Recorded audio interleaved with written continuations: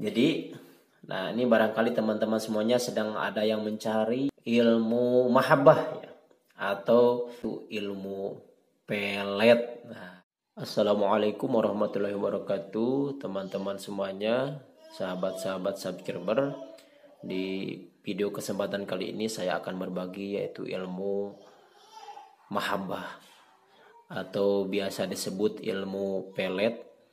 Nah, ilmu ini bagaimana supaya orang lain ataupun orang yang kita sukai bisa menyukai kita ya. Jadi bisa kelepek-kelepek ketika melihat kita ataupun bisa sampai mengejar-ngejar kita. Untuk teman-teman baik itu dari laki-laki supaya digilai oleh wanita ataupun wanita supaya digilai oleh lelaki yang disukai oleh kita. Oke, untuk selanjutnya silakan tonton full supaya tidak gagal paham dan ilmunya bisa nyampai ya untuk semuanya. Terima kasih. Oke teman-teman semuanya, terkhusus bagi teman-teman semuanya yang beragama Islam ya. Kita meyakini bahwa Al-Quran itu adalah mukjizat dari Allah Subhanahu wa Ta'ala yang diturunkan kepada baginda Nabi Sallallahu Alaihi Wasallam melalui pelantaraan yaitu malaikat Jibril alaihissalam, yang isinya ada 30 juz, 114 surat, dan menurut sebagian ulama ada 6.666 ayat.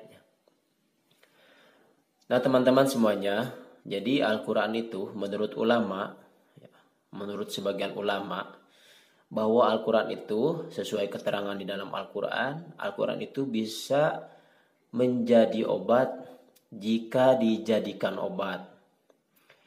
Bisa menjadi perkara negatif ya, perkara negatif nih jika diniatkan negatif dan itu dengan izin Allah. Maksudnya begini, kenapa berbicara negatif? Karena tidak sedikit orang-orang yang membacakan Al-Quran ya, bahkan dibacakannya oleh orang-orang disebut kita sebut itu paranormal atau lebih santarnya yaitu dukun. Itu dukun juga ada yang mantra-mantra diselipkan ayat-ayat Al-Quran dan dengan izin Allah itu bisa bekerja, tapi izin Allahnya itu disertai dengan istizraj ya. Nah teman-teman semuanya, jadi maksudnya begini, jadi Al-Quran itu ketika diniatkan untuk menjadi obat bisa jadi obat. Ketika diniatkan menjadi hal-hal yang memudaratkan, bisa memudaratkan. Ketika diniatkan menjadi doa, bisa menjadi doa. Itu sesuai kebutuhan dan keurgenan masing-masing. Dan itu semua tidak terlepas dari izin Allah Subhanahu wa Ta'ala. Namun izin Allah Subhanahu wa Ta'ala itu ada yang disertai dengan ridhonya, ada yang disertai dengan murkanya. Nah itu. Oke teman-teman semuanya, jadi nah ini barangkali teman-teman semuanya sedang ada yang mencari-cari ilmu mahabbah ya, atau bisa dibilang kalau bahasa kitanya itu ilmu pelet. Nah, jadi ilmu pelet, ilmu menggait wanita ataupun pria ya. Jadi kalau wanita menggait pria, berarti kalau pria menggait wanita. Nah teman-teman semuanya, jadi ada di Al-Quran itu yaitu yang namanya surah Yusuf. Ini mengkisahkan yaitu Nabi Yusuf alaihissalam. Nah Nabi Yusuf itu dianugerahi oleh Allah Subhanahu wa Ta'ala wajah yang tampan sekali ya, sehingga kisah-kisahnya bisa sahabat buka sendiri ya di Al-Quran atau terjemah-terjemah ya, tafsir-tafsir yang sudah banyak ya, silakan bisa dibuka. Nah mungkin teman-teman ada yang mencari ayat-ayat yang berkaitan dengan mahabbah, yang berkaitan dengan pelet yang ada di dalam surah Yusuf. Nah teman-teman semuanya, jadi saya akan mencoba membagikan salah satu ilmu yang pernah saya terima dari orang tua saya ya, dari ya bisa dibilang orang tua ya, kalau guru itu bisa dibilang orang tua. Dan ini tidak sembarangan ya, tidak sembarangan siapa saja bisa menerima. Nah, ini teman-teman semuanya.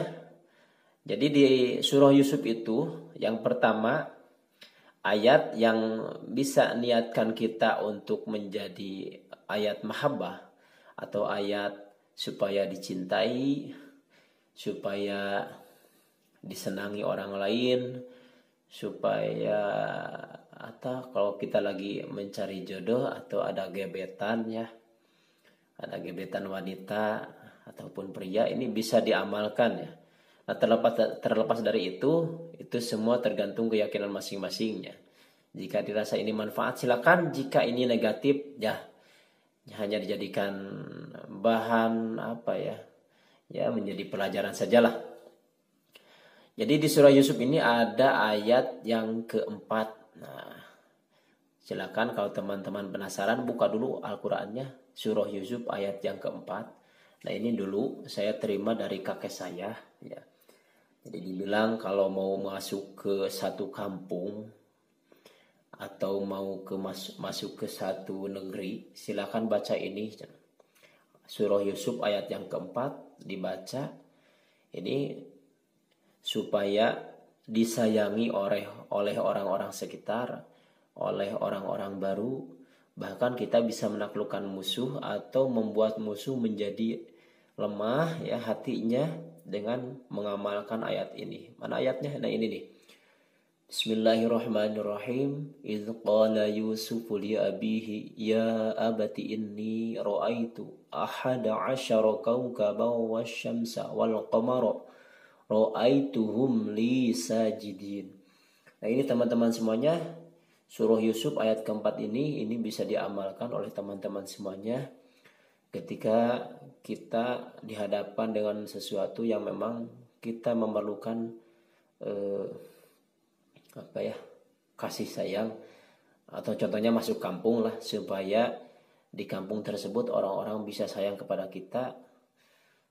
Dan jika memang kita punya gebetan ataupun ya baik itu dari kaum pria ya, kalau wanita ke pria, pria ke wanita, itu bisa coba dibacakan surah Yusuf ayat keempat ini. Nah itu kita niatkan sesuai yang kita inginkan, dan insya Allah dengan izin Allah ya kita akan terwujud sesuai kemauan kita. Tapi yang tentunya kita jangan lupa untuk berikhtiar ya. Karena tidak bisa kita membaca ayat surah Yusuf ini ya, ayat keempat ini masuk kampung, tapi kita malah belaga di kampung orang lain. Itu juga tidak bisa, karena ayat-ayat kauniyah dan ayat-ayat kauliyah itu harus selaras. Jadi ayat kauliyah ini nih, ayat kauliyah yaitu seperti Al-Quran ini ayat-ayat kauliyah Allah.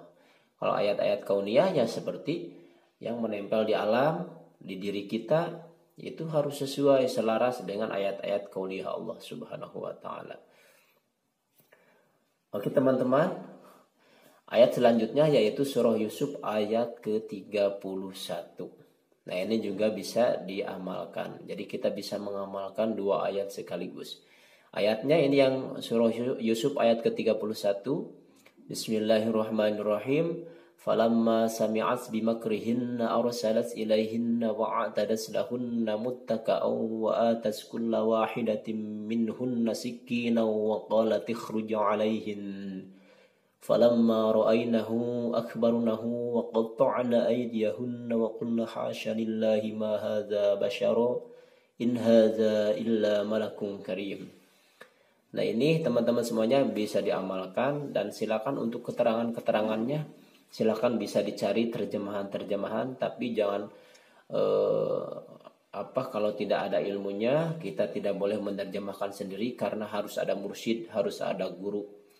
Karena kalau ketika kita mengamalkan suatu amalan tanpa guru, itu kata ulama gurunya adalah syaitan. Jadi silakan untuk teman-teman semuanya, jika dikira info ini bermanfaat, silakan untuk diamalkan dengan sepenuh hati, daripada kita mengamalkan hal-hal yang datangnya dari para dukun atau dari para orang-orang yang misalnya enggak jelas lah gitu kan, bahkan orangnya jarang sholat, ya ke masjid pun enggak gitu kan, sholat pun jarang, itu pertanggungjawabannya sangat berat sekali ya. Kita niatkan saja untuk berdoa kepada Allah Subhanahu wa taala melalui ayat ini, karena Al-Qur'an itu adalah ad-du'a. Al-Qur'an itu adalah asy-syifa, ar-rahmat ya. Kita mencoba mengamalkan ayat-ayat Allah Subhanahu wa taala dengan didawamkan, diwiridkan selepas sholat ataupun ketika kita mau bepergian ataupun memasuki satu kampung ataupun kita ketika dihadapkan dengan seseorang yang kita inginkan ya, untuk hidup bersama dengan orang itu. Oke, terima kasih teman-teman. Assalamualaikum warahmatullahi wabarakatuh.